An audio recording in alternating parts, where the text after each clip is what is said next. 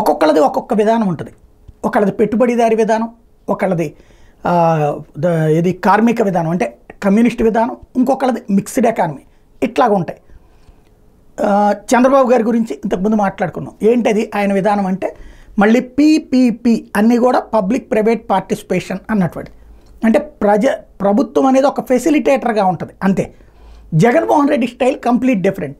ప్రభుత్వ పాఠశాలలు ప్రభుత్వమే బాగు చేసి మెరుగైన విద్యను అందించాలా, ప్రైవేట్ కార్పొరేట్ దాంతో పోటీ పడేటట్టు ఉండాలి అన్నటువంటిది అతని ఆలోచన ద్వారా.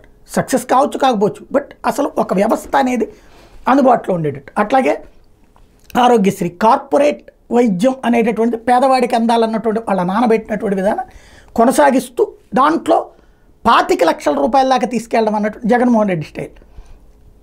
అదే సందర్భంలో మరొక వైపును చూసుకుంటే రైతు భరోసా కేంద్రం కావచ్చు, హెల్త్ క్లినిక్స్ కావచ్చు, అంటే ప్రజలకి అవసరమైనటువంటి విద్య, వైద్యం, వసతి, తిండి, బట్ట, వసతి వీటిట్లో ఈ ప్రభుత్వం వైపు నుంచి అంటే రేషన్ ఇవ్వడం కానీ, లేకపోతే ఈ వసతి ఏర్పడి ఇళ్ళు ఫ్రీగా ఇవ్వడం కానీ, అట్లాగే విద్య, వైద్యం ప్రభుత్వపు బాధ్యతగా తీసుకోవడం అన్నది జగన్మోహన్ రెడ్డి స్టైలు.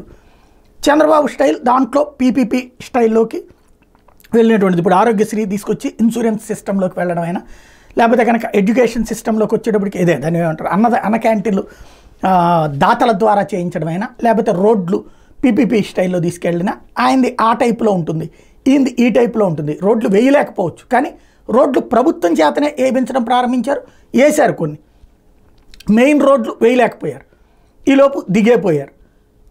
అది ఒక్కొక్కళ్ళది ఒక్కొక్క విధానం ఉంటుంది.